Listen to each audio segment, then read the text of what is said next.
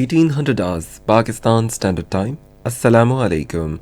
This is Radio Pakistan. The news read by Ali Ahmed. First, the headlines. Prime Minister says it is a defining moment for the country as a war has been waged against mafias to bring them under the ambit of law.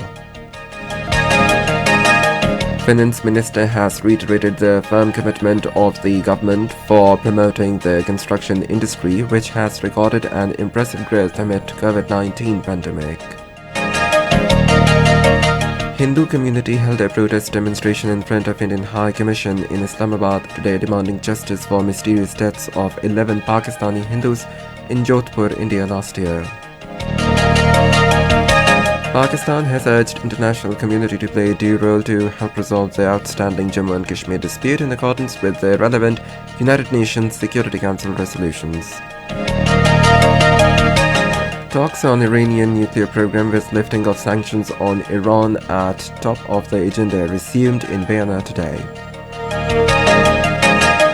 US President has announced several measures to address the gun violence after a series of mass shootings in the country. And now, the news in detail.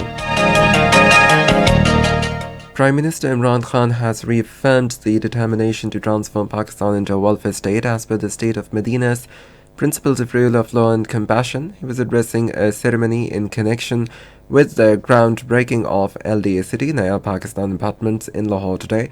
The Prime Minister said this is a defining moment for the country as the war has been waged against the mafias to bring them under the ambit of law.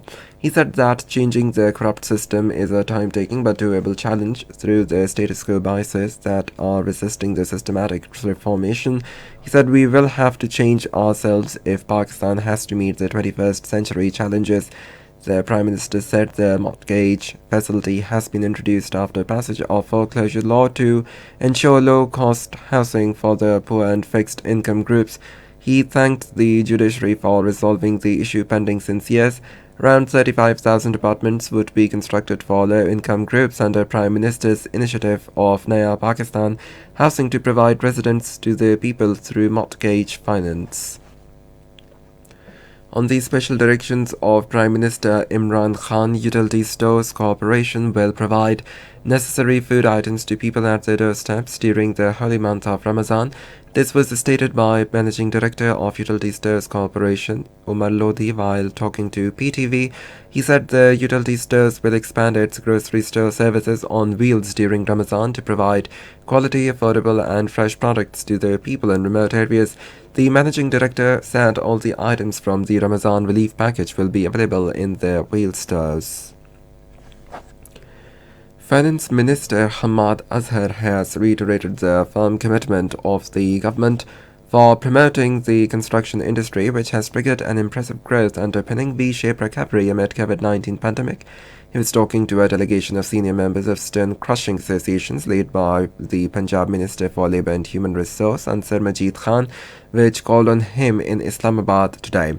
The delegation apprised the Finance Minister about matters related to taxation, especially sales tax, and requested to streamline the whole process by removing anomalies to facilitate the stone crushing industry across the board.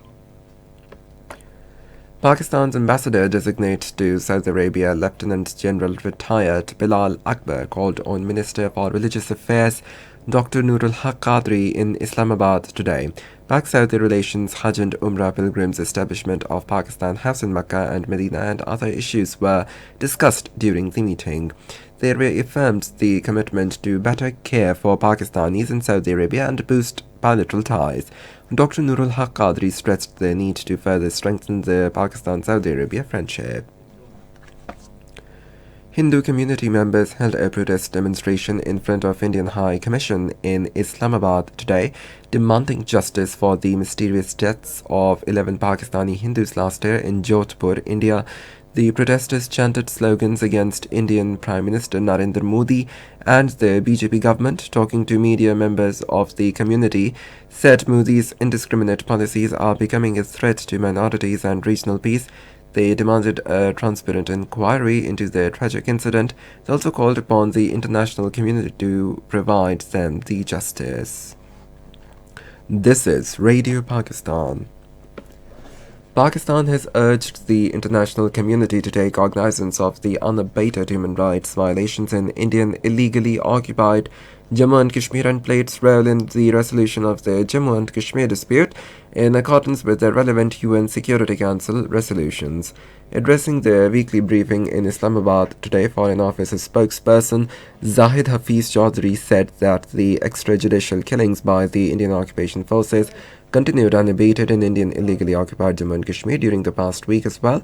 He said 10 more Kashmiris were martyred in Pulwama and Shipanya districts of Indian illegally occupied Jammu and Kashmir, and out of these 7 were martyred only yesterday. The spokesperson said Pakistan has repeatedly called for independent investigations under the international scrutiny into the extrajudicial killings of all innocent Kashmiris. He said, "We have also consistently underscored the need for unhindered access to the UN human rights bodies, international human rights organizations, and media to assess the human rights situation in Indian illegally occupied Jammu and Kashmir." In Indian illegally occupied Jammu and Kashmir, Indian troops in their fresh act of state terrorism martyred 4 more Kashmiri youth in Pulwama and Shipanya districts today. 2 youth were martyred during a coordinated search operation in Naibagh area of Pulwama, while 2 more youth were martyred in Jan Mohalla area of Shipanya. It brings the total of the martyred youth in the territory to 7 since yesterday. Parties to the Joint Commission of the Joint Comprehensive Plan of Action resumed talks in Vienna today, with the lifting of sanctions on Iran and nuclear implementation measures on top of the agenda. Russia's envoy to the UN atomic watchdog, Mikhail Ulyanov, said that all participants of the meeting urged all the sides to reconvene commission meeting next week. Talking to the reporters after the meeting, China's ambassador to the United Nations atomic watchdog, Wang Kun, said that all parties have narrowed down their differences. US President Joe Biden has announced several measures to address gun violence after a series of mass shootings in the country. The White House described it as a first step to curb community bloodshed and suicides epidemic and an international embarrassment of gun violence in America. 485 people were killed in the first 3 months this year, while 19,300 people died by gun violence in the last year. The United States has blacklisted 7 Chinese groups, accusing them of building supercomputers to help its military. It is the first move by the Biden administration to make it harder for China to obtain U.S. technology. Meanwhile, Managing Director of the International Monetary Fund, Kristalina Georgieva, said U.S. and China being the 2 engines are powering up the world economy, and it is important that they work in sync. The U.S. Treasury Department has imposed sanctions on a Myanmar state-owned gems enterprise in a bid to deprive the military government of funds. Myanmar is the world's main source of jade and major source of rubies, sapphires, and other gems. Meanwhile, 15 ambassadors to Myanmar, including Australian, European Union, the US and the UK, in a statement today calling the coup regime to end violence, release political prisoners, and restore democracy. Britain's Queen Elizabeth II's husband, Prince Philip, the Duke of Edinburgh, passed away this morning at Windsor Castle. He was 99 years old. The first T20 of 4-match series between Pakistan and South Africa will be played at Johannesburg tomorrow. The match will start at 5:30 p.m. Pakistan Standard Time. And finally, the weather report. Mainly hot and dry weather is likely to prevail in most parts of the country during the next 24 hours. However, partly cloudy weather is expected in Gilgit-Baltistan. To end the news, once again the headlines.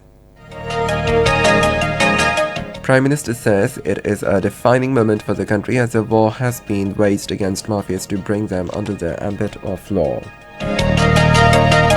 Finance Minister has reiterated the firm commitment of the government for promoting the construction industry, which has recorded an impressive growth amid COVID-19 pandemic. Hindu community held a protest demonstration in front of Indian High Commission in Islamabad today, demanding justice for mysterious deaths of 11 Pakistani Hindus in Jodhpur, India last year. Pakistan has urged the international community to play due role to help resolve the outstanding Jammu and Kashmir dispute in accordance with the relevant UN Security Council resolutions. And that is the end of the news. For more news and analysis, log on to our website radio.gv.pk and also watch live video streaming of our bulletins on the link facebook.com/Radio Pakistan News Official.